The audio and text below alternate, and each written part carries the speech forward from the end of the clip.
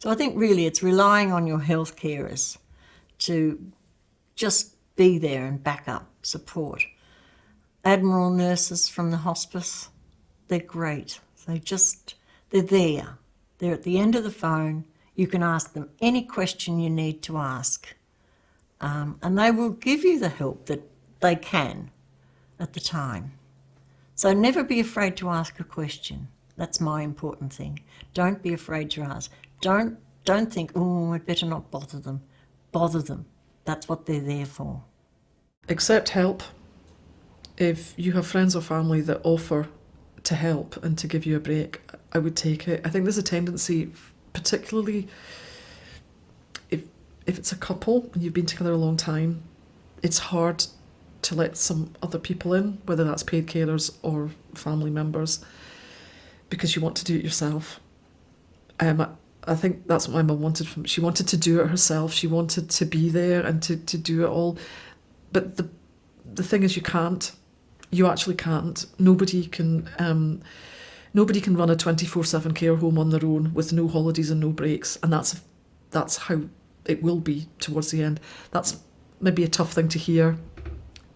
But I do think if we talk about this at earlier stages, then you can actually put some things in place. We went to a dementia awareness course at a carer centre, which I particularly found quite useful. There is a common perception of dementia of people just losing their memory, but there's much more to it than that. And the course gave me some insight into, to some extent, what to expect, but also the nature of what dementia is like and what it's about and how it affects people. My advice would be just to remember that you're not alone, and it's such a massive change to not only their life but obviously the family's lives as well, and just to not feel like they're on their own and they have got a massive support network out there. Speak to the health professionals involved around your relative. See where they can signpost you so you can get information so that you are empowered about what might happen and where your relative and you would want to influence that.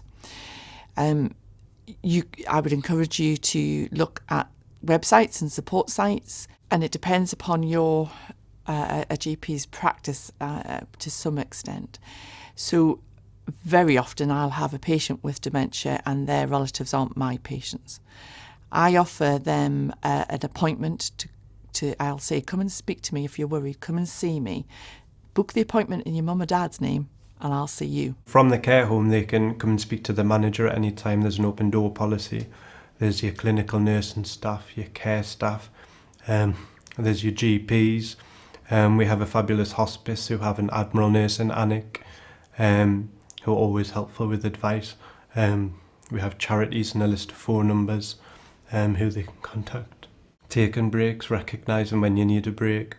I think it's useful to talk to professionals. They can give clinical advice, but I think talking to people that are going through the same thing is really helpful.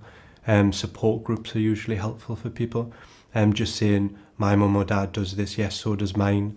And you can get a bit of insight into what's happening in the future.